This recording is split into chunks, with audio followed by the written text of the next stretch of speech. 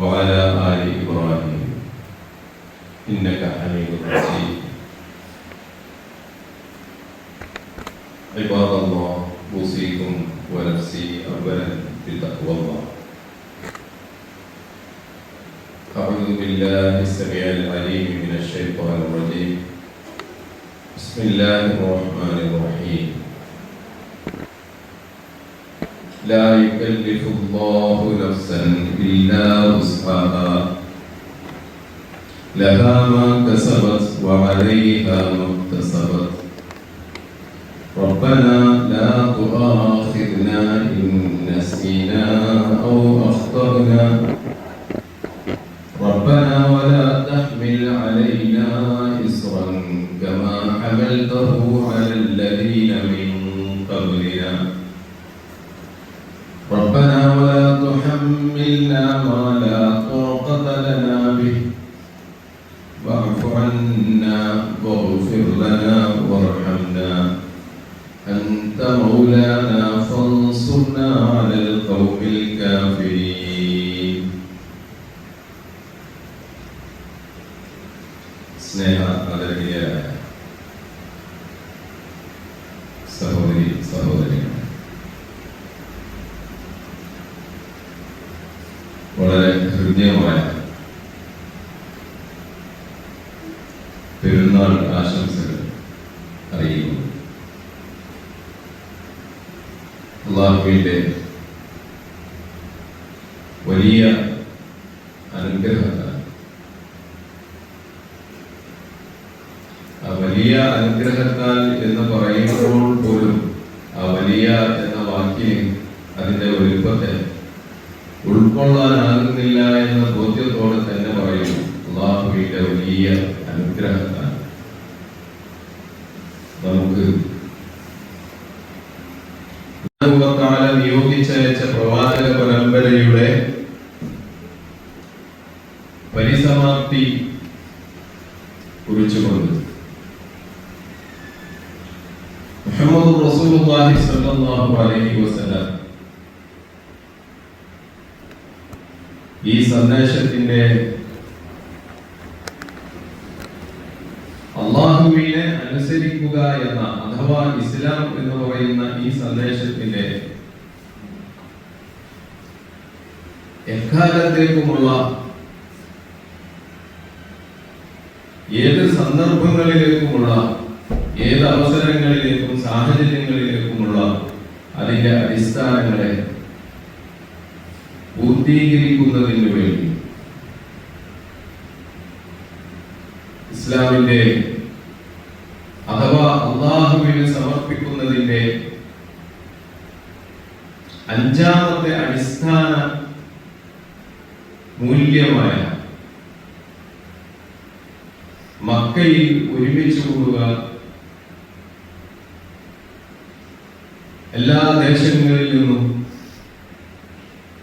അല്ലാഹുവിന് സമർപ്പിതരായി ജീവിക്കുന്ന ആളുകളെല്ലാവരും എന്നിട്ടൊരു ക്ലോസ് വെച്ചു, അവരിൽ നിന്ന് സാധ്യമായവരൊക്കെ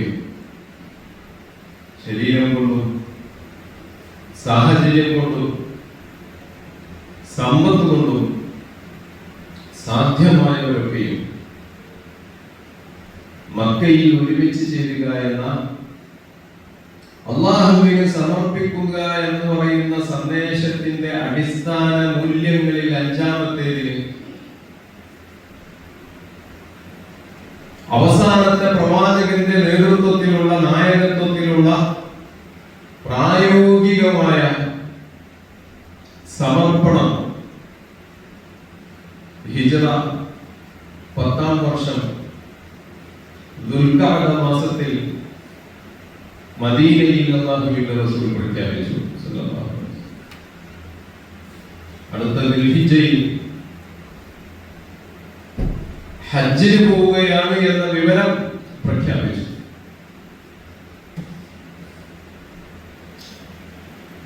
കാട്ടുതീ പോലെ വാർത്ത പരന്നു. ആളുകൾ അത്രയും തങ്ങളുടെ വിവരം കിട്ടിയ ആ സന്ദർഭം മുതൽ റസൂലുള്ളാഹി സ്വല്ലല്ലാഹു അലൈഹി വസല്ലമയുടെ കൂടെയുള്ള ഹജ്ജിന് പങ്കാളികളാവാൻ തീരുമാനമെടുത്തു. ആഴ്ചകൾക്ക് മുമ്പ് തന്നെ മദീന ജനനിബിഡമായി. മദീനയിലേക്ക് റസൂലുള്ളാഹി സ്വല്ലല്ലാഹു അലൈഹി വസല്ലമയുടെ യാത്രാരംഭത്തിൽ എത്തിച്ചേരാൻ കഴിയില്ല എന്ന് ഉറപ്പുവന്നവരൊക്കെയും നേരെ മക്കയിലേക്ക് യാത്ര തിരിച്ചു. സംഭവ ബഹുലമായ സ്വല്ലല്ലാഹു അലൈഹി വസല്ലമയുടെ ഹജ്ജ് യാത്രയെ മദീനയിൽ ദുൽഖഅദയിൽ റസൂലുള്ളാഹി ഹജ്ജിനെ പ്രഖ്യാപിച്ച ആ സംഭവം മുതൽ തിരിച്ച് റസൂലുള്ളാഹി സ്വല്ലല്ലാഹു അലൈഹി വസല്ലം മദീനയിൽ എത്തുന്നത് വരെയുള്ള മുഴുവൻ സംഗതികളും ചരിത്രത്തിൽ രേഖപ്പെട്ട് കിടക്കുന്നു. എല്ലാവരും സ്വന്തമായി പണിയെടുത്ത് അത് പഠിച്ചു മനസ്സിലാക്കണമെന്നാണ് ഈ ആഘോഷ ദിനത്തിൽ ഒന്നാമതായി പറയാനുള്ളത്. കാരണം അത് അല്ലാഹുവിനെ സമർപ്പിക്കുക എന്ന് പറയുന്ന സന്ദേശത്തിന്റെ അഞ്ചാമത്തെ അടിത്തറയാണ്. സ്വല്ലല്ലാഹു അലൈഹി വസല്ലമയാണ് നമുക്ക് ഷഹാദത്ത് കലിമയുടെ നിർവഹണത്തിന് മാതൃക. പുണ്യപ്രവാചകരാണ് നമ്മുടെ നമസ്കാരത്തിന്റെ മാതൃക. അവര് തന്നെയാണ് നമ്മുടെ നോമ്പിന്റെ മാതൃക. അവര് തന്നെയാണ് നമ്മുടെ സകാത്തിന്റെ മാതൃക. എന്നാൽ ഹജ്ജിനെ സംബന്ധിച്ച് നമ്മൾ മനസ്സിലാക്കിയിട്ടുള്ളത് അത് ശരീരം കൊണ്ടും സമ്പത്ത് കൊണ്ടും സാധ്യമാകുന്ന സന്ദർഭത്തിൽ സാഹചര്യം ഒത്തുവന്നാൽ ഗവൺമെന്റിന്റെ അനുമതി കിട്ടിയാൽ അപ്പോൾ പഠിച്ചെടുക്കേണ്ട ചില ആചാരാനുഷ്ഠാനങ്ങളുടെയും ദിക്റുകളുടെയും ചെറിയ ചെറിയ ചില സംഗതികൾ മാത്രമേ ഉള്ളൂ എന്നാണ്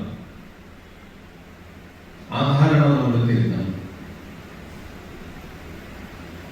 ഏത് സമയത്താണോ അല്ലാഹു സുബ്ഹാനഹു വ തആല നമുക്ക് ദുൽഹിജ്ജയിൽ മക്കയിൽ ഒരുമിച്ച് ചേരാനുള്ള സാഹചര്യം ഒരുക്കി തരുന്നത്, ആ സന്ദർഭത്തിൽ നാം പൂർണ്ണ ബോധ്യമുള്ളവരായിരിക്കണം സ്വല്ലല്ലാഹു അലൈഹി വസല്ലമയുടെ ഹജ്ജിന്റെ നിർവഹണം അഥവാ അല്ലാഹുവിനെ സമർപ്പിക്കുന്നതിന്റെ അഞ്ചാമത്തെ അടിത്തറ എவ்விதമാണ് റസൂലുള്ളാഹി സ്വല്ലല്ലാഹു അലൈഹി വസല്ലം പൂർത്തീകരിച്ചത്, നമുക്ക് കാണിച്ചു തന്നത് എന്നതിനെ കുറിച്ച് നമുക്ക് നല്ല ധാരണ ഉള്ളവരായിരിക്കണം നമ്മളിലേക്ക് ആ സാഹചര്യം വന്നെത്തേണ്ടത്.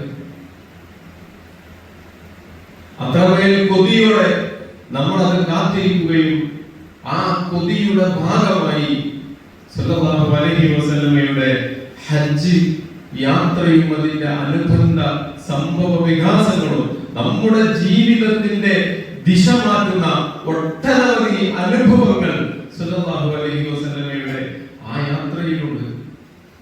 നമ്മുടെ ചിന്താഗതികളിൽ അടിഞ്ഞുകൂടിയിട്ടുള്ള ഒരുപാട് മാലിന്യങ്ങളെ മതമെന്ന പേരിൽ നമ്മുടെ പിരടിയിൽ കെട്ടിവെച്ചിട്ടുള്ള ഒരുപാട് അനാവശ്യമായ കെട്ടുപാടുകളുടെ ചങ്ങലകളെ അഴിച്ചു കളയാൻ കരുത്തുള്ള അത്യപൂർവമായ നിമിഷങ്ങളെ സ്വല്ലല്ലാഹു അലൈഹി വസല്ലമയുടെ ആ യാത്രയിൽ നിന്ന് നമുക്ക് വായിച്ചെടുക്കാനാകും. ആണെന്താണ് പെണ്ണെന്താണ് എന്ന്, അതെങ്ങനെയാണ് വേർതിരിയുന്നത്, അതെങ്ങനെയാണ് ഒന്നാകുന്നത് എന്നെല്ലാം മനസ്സിലാക്കി തരുന്ന ഓരോരുത്തരുടെയും പ്രകൃതിപരമായ അവസ്ഥകളെ, ഓരോരുത്തരുടെയും ഉത്തരവാദിത്തങ്ങളെ അങ്ങനെ പറഞ്ഞാൽ നമുക്കത് ഈ ഒരു ഖുതുബയിൽ തീർക്കാൻ കഴിയുന്നതല്ല. അതുകൊണ്ടാണ് പറഞ്ഞത് ഓരോരുത്തരും പണിയെടുത്ത് തങ്ങൾക്കും തങ്ങളുടെ മക്കൾക്കും സ്വല്ലല്ലാഹു അലൈഹി വസല്ലമയുടെ ഹജ്ജ് പഠിച്ചെടുക്കാൻ സാഹചര്യം ഒരുക്കണം എന്ന് പറഞ്ഞത്. അല്ലാഹു അതിന് തൗഫീഖ് നൽകുമാറാകട്ടെ. ഇന്ന് നമ്മുടെ നമസ്കാരത്തിൽ നമ്മൾ ഓതിയ ആയത്തുൽ കുർസിയും ആമന റസൂലും തന്നെയാണ് ഇന്ന് നമുക്ക് പെരുന്നാളിന്റെ സന്ദേശമായിട്ടുള്ളത്. നമ്മുടെ ജീവിതത്തിൽ നിരന്തരമായ പാരായണത്തിന്റെ ഭാഗമായി സല്ലല്ലാഹു അലൈഹി വസല്ലം നിർദ്ദേശിച്ചിട്ടുള്ളതാണ്. നമ്മുടെ ഈമാനിന്റെ കരുത്താണത്. നമ്മുടെ അബദ്ധങ്ങളെ നമുക്ക് മനസ്സിലാക്കി തരുന്ന ദിശാബോധം നിർണ്ണയിക്കുന്ന മാനദണ്ഡമാണത്. അത് പഠിച്ചു വെക്കണം. കുറഞ്ഞ ആയത്തുകളാണുള്ളത്. ആ കുറഞ്ഞ ആയത്തുകളിൽ നമ്മുടെ ജീവിതത്തെ അങ്ങനെ തന്നെ ഒതുക്കി വെച്ചിട്ടുണ്ട്. നമ്മളും നമ്മുടെ റബ്ബും തമ്മിലുള്ള ബന്ധത്തെ ഒതുക്കി വെച്ചിട്ടുണ്ട്. റബ്ബുമായുള്ള ബന്ധത്തിൽ നിന്ന് എങ്ങനെയാണ് നമ്മൾ അകന്നു പോകുന്നത് എന്നതിനെ കുറിച്ച് അതിൽ പറഞ്ഞിട്ടുണ്ട്. നമ്മളത് പഠിക്കണം. നമ്മുടെ മക്കളെ പഠിപ്പിക്കണം. എല്ലാ ദിവസവും പ്രഭാതത്തിലും പ്രദോഷത്തിലും രാവിലെയും വൈകുന്നേരവും ആയത്തുൽ കുർസി ഓതണം. എല്ലാ ദിവസവും കിടക്കാൻ നേരത്ത് ആമന റസൂൽ ഓതണം. എന്തിനായിരിക്കും? ജീവിതത്തിന്റെ ഈ 3 സന്ദർഭങ്ങളിൽ അല്ലാഹുവിന്റെ റസൂൽ സല്ലല്ലാഹു അലൈഹി വസല്ലം ഈ ആയത്തുകളെ നമ്മുടെ ജീവിതത്തിൽ സ്ഥാപിച്ചത് എന്നത് അപ്പോൾ നമുക്ക് മനസ്സിലാകും. കേവലമായ മന്ത്രങ്ങളായിട്ടല്ല, ജീവിതത്തിന്റെ ഓരോ ദിവസത്തെയും ക്രമീകരിക്കേണ്ടുന്ന മാർഗനിർദ്ദേശമായി ആയത്തുൽ കുർസിയും ആമന റസൂലും നമ്മൾ ഏറ്റെടുക്കണം. അത് സല്ലല്ലാഹു അലൈഹി വസല്ലം നമുക്ക് പ്രത്യേകമായി തന്നിട്ടുള്ളതാണ്. ആയത്തുൽ കുർസിയെ കുറിച്ച് പറഞ്ഞില്ലേ, അതിൽ അല്ലാഹുവിന്റെ ഏറ്റവും അഅ്ലമായ ഇസ്മുണ്ട്. ആളുകൾ പിന്നെ അത് കണ്ടെത്താനുള്ള ഗവേഷണത്തിലായി ഏതാണ് ഇസ്മു എന്ന്. ആ ഇസ്മു അതിലാകെ പരന്നു കിടക്കുകയാണ് എന്നാണ് സല്ലല്ലാഹു അലൈഹി വസല്ലം പറഞ്ഞതിൽ നിന്ന് മനസ്സിലാവേണ്ടത്. അതിന് പകരം ഫീഹി, അതിലുണ്ട്. ഇസ്മുല്ലാഹിൽ അഅ്ലം, അല്ലാഹുവിന്റെ മഹത്തായ ഇസ്മു ആണ് അതിലുള്ളത്, വേറൊന്നുമില്ല. അപ്പൊ പിന്നെ അത് ഏതാണ് എന്നതിലേക്കായി നമ്മുടെ ചർച്ച. എത്ര വേഗത്തിലാണ് നമ്മൾ വഴുതി പോകുന്നത്. എത്ര ജാഗ്രതയോടെയാണ് സല്ലല്ലാഹു അലൈഹി വസല്ലം നമുക്ക് കാര്യങ്ങൾ പറഞ്ഞു തരുന്നത്. എത്ര ലളിതമായിട്ടാണ്. ഫീഹി, അതിലുണ്ട് ഇസ്മുല്ലാഹ്, അല്ലാഹുവിന്റെ നാമം, ഏറ്റവും മഹത്തായ. അപ്പൊ അതിൽ എവിടെ നോക്കിയാലും അതാണ് അല്ലാഹു ലാ ഇലാഹ ഇല്ലാ ഹുവ എന്ന് പറയുന്നതിലെ അല്ലാഹു എന്നതാണോ അൽ ഹയ്യുൽ ഖയ്യൂം എന്നതാണോ എന്ന ഗവേഷണങ്ങളൊന്നുമില്ല. ലാ തഖുദുഹു സിനത്തുൻ വലാ നൗം, ഒരു നിലയിലും നിദ്രയോ ക്ഷീണമോ അവനെ ബാധിക്കുന്നില്ല എന്ന ഭാഗത്തിലും തെളിഞ്ഞു നിൽക്കുന്നത് അല്ലാഹുവിന്റെ അത്യുന്നതമായ നാമമാണ് എന്നാണ് റസൂലുള്ളാഹി പറയുന്നത്. അങ്ങനെ അല്ലാഹുവിനെ നമ്മുടെ ഹൃദയത്തിൽ ഉറപ്പിക്കാൻ ശേഷിയുള്ള കരുത്തുള്ള മറ്റൊരായത്ത് ഖുർആനിൽ ഇല്ല എന്ന് വരെ അതിനെ സംബന്ധിച്ച് പറയപ്പെടുന്നു. അതിനെ ജീവിതത്തിന്റെ സുപ്രധാനമായ 2 സന്ദർഭത്തിൽ സുബ്ഹ് നമസ്കാരത്തിന് ശേഷവും അതുപോലെ തന്നെ മഗ്രിബ് നമസ്കാരത്തിന് ശേഷവും എല്ലാ നമസ്കാരങ്ങൾക്ക് ശേഷവും ആയത്തുൽ കുർസി പാരായണം ചെയ്യണം എന്നാണ്. ആമന റസൂൽ, ഇതൊക്കെ പഴയ തലമുറ അവരെ ചെറുപ്രായത്തിൽ തന്നെ മക്കളെ ശീലിപ്പിച്ചിരുന്ന ഒന്നാണ്. വലിയ സൂറത്തുകൾ ഹാഫിളാകുന്നതൊക്കെ നല്ലത് തന്നെ. അതിനേക്കാൾ അപ്പുറം നമ്മളെല്ലാവരും അറിയേണ്ടുന്ന ഇത്തരത്തിലുള്ള ശക്തമായ പ്രചോദനങ്ങളുള്ള ആയത്തുകളെ നമ്മൾ കൊണ്ടു നടക്കണം. അത് സ്വായത്തമാകണം. അല്ലാഹു അനുഗ്രഹിക്കുമാറാകട്ടെ. പ്രത്യേകമായി അതിൽ ഉണർത്താനുള്ളത് ലാ യുകല്ലിഫുല്ലാഹു നഫ്സൻ ഇല്ലാ വസ്അഹാ. നമ്മൾ എപ്പോഴും മറന്നു പോകുന്ന, അതല്ലെങ്കിൽ എപ്പോഴും തെറ്റിക്കുന്ന അല്ലാഹുവിന്റെ ഒരു സുന്നത്താണ് ലാ യുകല്ലിഫുല്ലാഹ്. ഞാൻ ഈ ആയത്ത് ഈ നിമിഷം ഓതുകയും നിങ്ങൾ അത് കേൾക്കുകയും ചെയ്യുന്ന ഈ സന്ദർഭം വരെ അല്ലാഹു ഒരു ഭാരവും ആരെയും ഏൽപ്പിച്ചിട്ടില്ല. ഇല്ലാ വസ്അഹാ. ആരെയാണോ ആ ഭാരം ഏൽപ്പിക്കുന്നത് അദ്ദേഹത്തിന് അയാൾക്ക് അതിൽ ആ ശേഷി സന്നിവേശിപ്പിച്ചിട്ടല്ല.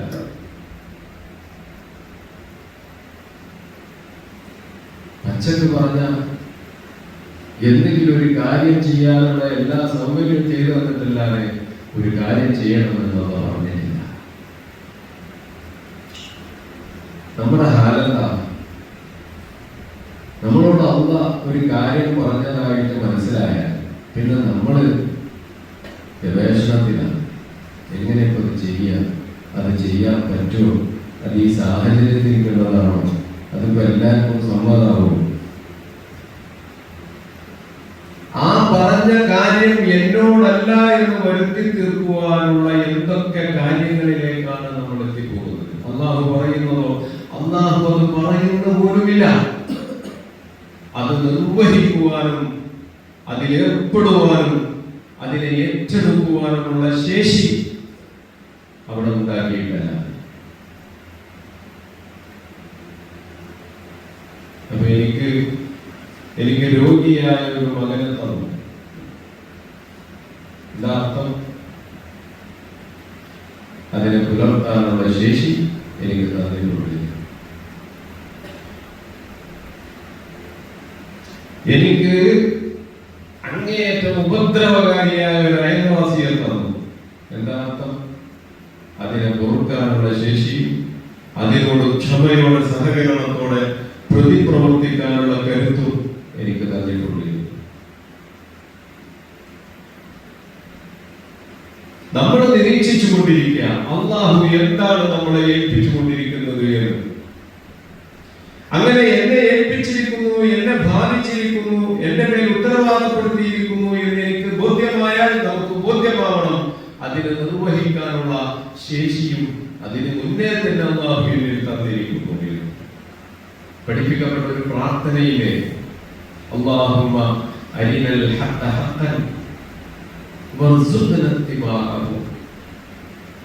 അല്ലാഹുവേ, ഹഖിനെ അത് ഹഖാണെന്ന് നീ എനിക്ക് മനസ്സിലാക്കിയാൽ. ആ പറച്ചിലൊക്കെ എന്തൊരു രസമാണ്. ഹഖ് ഹഖായതുകൊണ്ട് നമുക്കത് മനസ്സിലാവില്ല. ഹഖ് ഹഖാണെന്ന് അള്ളാഹു മനസ്സിലാക്കില്ല. അപ്പൊ അത് ചോദിക്കുകയാണ് അള്ളാഹുവോട്, അല്ലാഹുമ്മ അരിനൽ ഹഖ, അല്ലാഹുവേ നീ എനിക്ക് ഹഖിനെ കാണിച്ചു തരണേ. ഹഖൻ, ഹഖായിക്കൊണ്ട്. എന്താ അങ്ങനെ പറഞ്ഞത്? ഇപ്പൊ നമ്മളുമായി ബന്ധപ്പെട്ടിട്ട് ഒരു ഉദാഹരണം പറയും. നമ്മളിപ്പോ ദുൽഹജ്ജ് 10-ലാണല്ലോ. നമ്മളിപ്പോ ദുൽഹജ്ജ് 10-ലാണ് എന്നതൊരു ഹക്കാണ്. പക്ഷെ എല്ലാ ആളുകൾക്കും ഇത് ഒരു ഹക്കായിട്ട് കാണാൻ പറ്റുന്നില്ല. അത് കാണാൻ പറ്റില്ല. അപ്പൊ ഒരു കാര്യം ഹക്കായതുകൊണ്ട് എല്ലാവർക്കും അത് ഹക്ക